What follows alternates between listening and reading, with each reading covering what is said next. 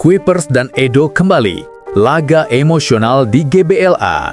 Pertemuan Persib dan Dewa United di GBLA kali ini bukan sekadar duel liga, namun panggung penuh rasa ketika dua mantan pilar utama pulang ke rumah lama dan menyalakan kembali memori yang pernah mengiringi langkah mereka. Suasana besar menanti Stadion Gelora Bandung Lautan Api pada Jumat 21 November 2025. Laga pekan ke-13 Super League 2025-2026 menghadirkan cerita baru ketika Persib bersiap menjamu Dewa United dalam pertandingan yang membawa beban sejarah panjang.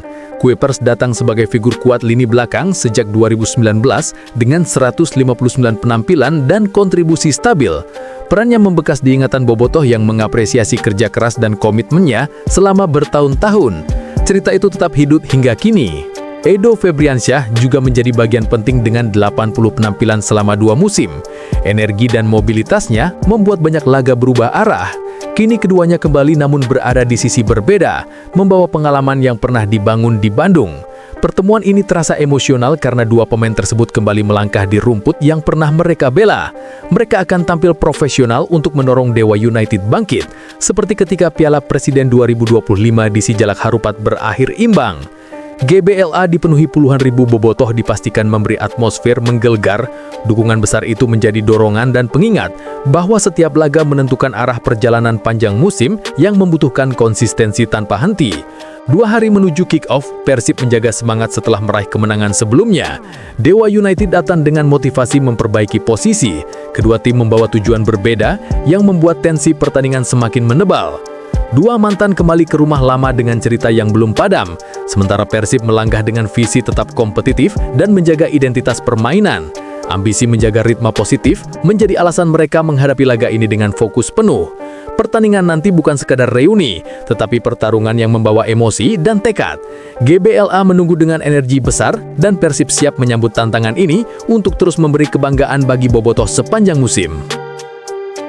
Skandal larangan tandang, kebohongan yang terungkap. Larangan tandang yang berlangsung bertahun-tahun kini menampakkan celah besar ketika berbagai pernyataan resmi mulai saling bertentangan. Publik pun mempertanyakan dasar kebijakan yang selama ini dianggap mutlak. Memasuki tahun ketiga, larangan tandang bagi supporter, kebijakan itu belum menunjukkan tanda akan dicabut. Situasi ini menambah frustrasi karena supporter merasa tak pernah benar-benar didengar dalam proses evaluasi. Alih-alih dicabut, PSSI dan operator liga justru terlihat setengah hati merespon aspirasi. Kebijakan yang tak kunjung berubah membuat dinamika hubungan antara supporter dan manajemen liga makin renggang sepanjang musim. Hingga kini Komdis PSSI hanya menjatuhkan denda kepada klub saat terjadi pelanggaran supporter. Langkah itu tidak menyentuh akar permasalahan dan hanya memperpanjang ketidakpastian mengenai masa depan kebijakan tandang. Pertanyaan besar muncul, kapan kebijakan ini dievaluasi?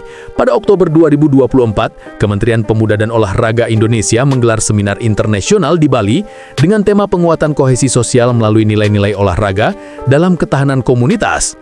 Acara itu menghadirkan Senior Safety and Security Manager FIFA Katarina Steinberg yang memberikan penjelasan berbeda. Steinberg mengaku tidak mengetahui adanya rekomendasi FIFA yang melarang supporter tandang hadir dalam masa pemulihan sepak bola nasional. Pernyataan ini mengejutkan publik karena selama ini larangan tandang kerap dikaitkan dengan rekomendasi FIFA. Steinberg bahkan menyarankan agar klarifikasi dilakukan langsung kepada PSSI sehingga menunjukkan adanya ketidaksinkronan informasi. Fakta lain kemudian mencuat bahwa larangan tandang tidak tercantum dalam 5 poin transformasi yang dicanangkan FIFA dan pemerintah Indonesia setelah tragedi Kanjuruhan. Dokumen resmi itu tidak memuat kebijakan yang selama ini dijadikan alasan. Di tengah berbagai kontroversi itu muncul kembali pernyataan lama seorang petinggi liga yang menambah sorotan.